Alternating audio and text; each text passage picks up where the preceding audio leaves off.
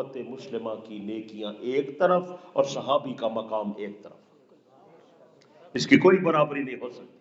حدیث میں ہے ایک آدمی میدان جنگ میں آیا، لڑتا ہوا نظر آیا، نبی علیہ السلام نے فرمایا اس کو بلاؤ، یہ کون ہے؟ یہ ہماری جماعت کا آدمی نہیں ہے۔ اس کو بلایا، آپ نے فرمایا تم کون ہو؟ اس نے کہا جی میں آپ کی محبت میں آیا ہوں۔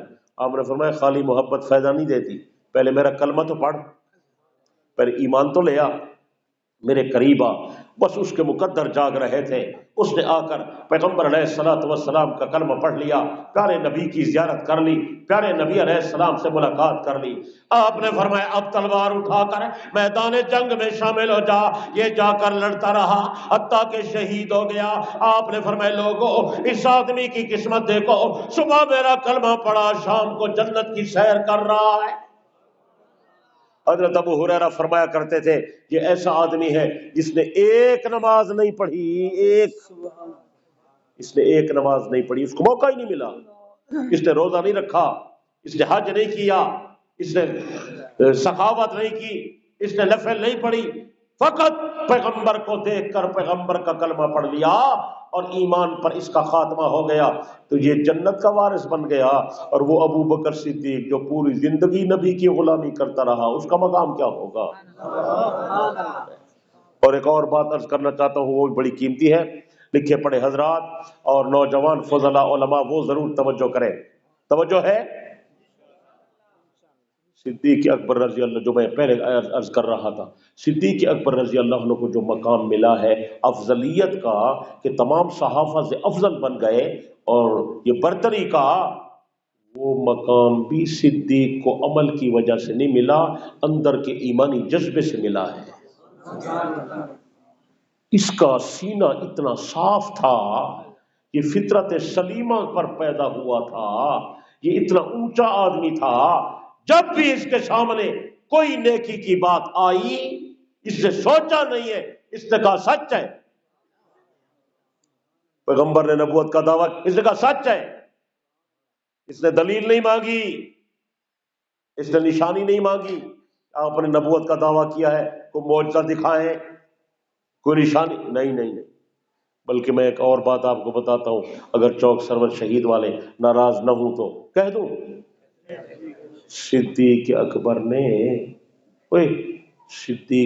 نے اس وقت پیغمبر کا کلمہ پڑھ لیا جب پیغمبر کے اپنے گھر والوں نے بھی نہ پڑھا۔ لوگ تو باتیں بنا رہے ہیں نا، خام خواہ اعتراض کرتے ہیں صدیق پر، تنقیدیں کرتے ہیں، حقیقت کو چھپایا ہوا ہے۔ میرے دوست بزرگوں، میں آپ کو بتانا چاہتا ہوں نبی علیہ السلام کے 12 چچا تھے۔ کتنے؟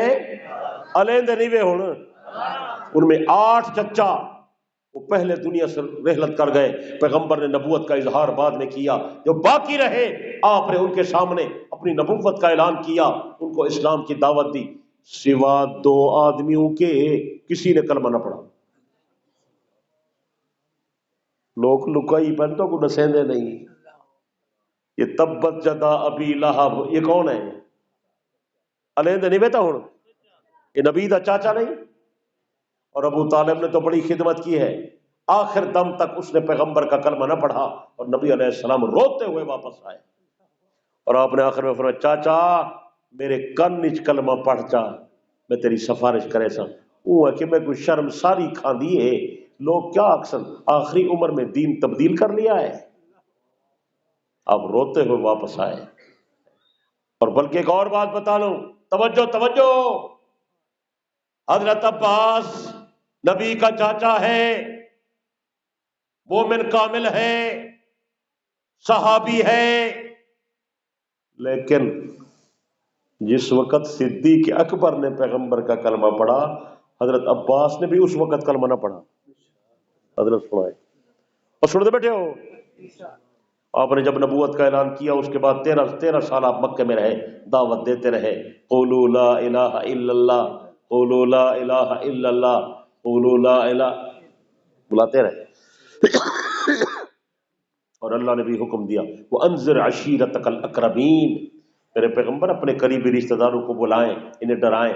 آپ تمام قبائل کو بلا کر انہیں اللہ سے ڈراتے رہے، اسلام کی دعوت دیتے رہے، تبلیغ کرتے رہے، لیکن حضرت عباس نے کلمہ نہ پڑھا. آپ ہجرت کر کے مدینے چلے گئے، حضرت عباس نے کلمہ نہ پڑھا. غزوہ بدر کا واقعہ آیا، ابو جہل مکے سے 1000 کا لشکر لے کر پیغمبر کے مقابلے میں نکلا. نبی علیہ السلام چھوٹی سی جماعت 313 وہاں ان کو لے کر میدان بدر میں ٹاکرا ہو گیا. اللہ نے نبی کو فتح دے دی، کافر مغلوب ہو گئے، سارے چھوڑ کر واپس مکے بھاگے. 70 کافر مارے گئے، جو 70 باقی بچے وہ قیدی بن گئے. صحابہ نے ان کو پکڑ لیا، ان کو باندھ کر ادھر ڈال دیا. مشورہ ہوا قیدیوں کے بارے میں، فیصلہ ہوا ان سے فدیہ لے لو، ان کو چھوڑ دو.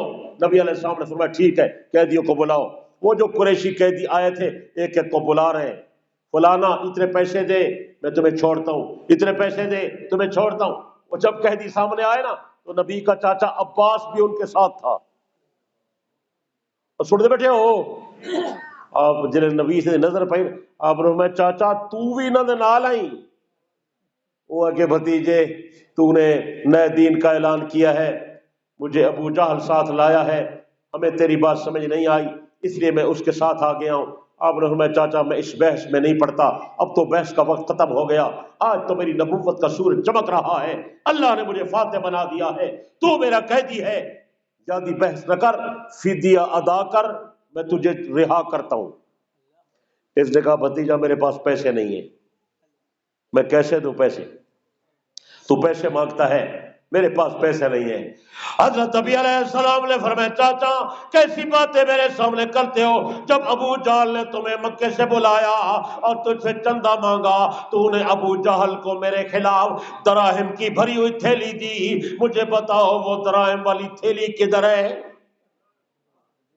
اب یہ حضرت عباس حیران ہو گئے، بھئی اس کو کیسے پتہ چل گیا؟ جب وہ تھیلی استعمال نہیں ہوئی، آنن فانن وہاں لڑائی ہوئی اور وہ سارا مال چھوڑ کر سارے جو تھے قریشی بھاگے، باقی قیدی بن گئے.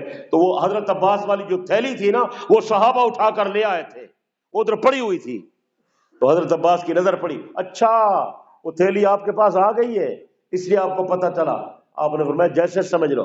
حضرت عباس کہنے لگے بھتیجے چلو تمہارے پاس میری تھیلی پہنچ تو گئی ہے، اب میری اسی تھیلی کو میرا فدیہ سمجھ لو.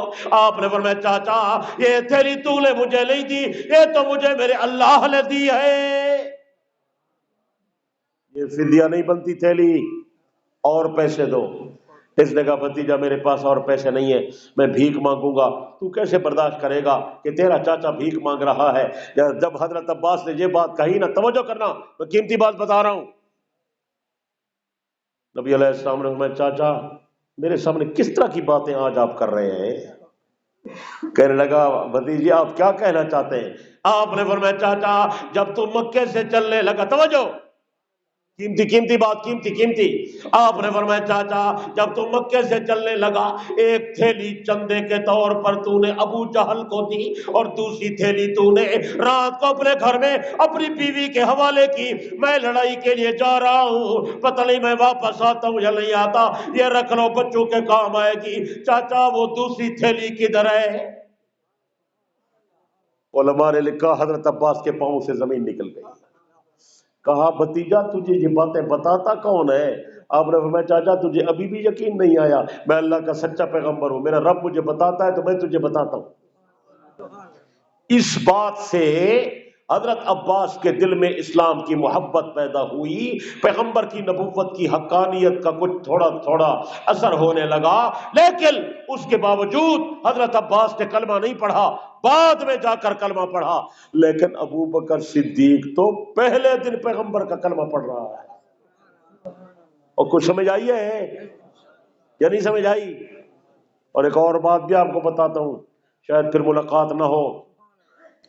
جہاں ہم جاتے ہیں پھر جلسے والے مجھے ٹائم پورا نہیں دیتے، تھوڑا ٹائم دیتے ہیں تو میں تھوڑی بات کرتا ہوں سمجھانے والی تاکہ فائدہ ہو، تو ٹائم نہیں ہوتا. نبی علیہ السلام کے خاندان کا ایک آدمی ہے، میں اس کا نام نہیں لیتا، فی الحال اس کا نام آپ کو نہیں بتاتا. ایک آدمی ہے، نبی علیہ السلام کی چاہت ہوئی کہ میں اس سے بیٹی کا رشتہ مانگوں. آپ نے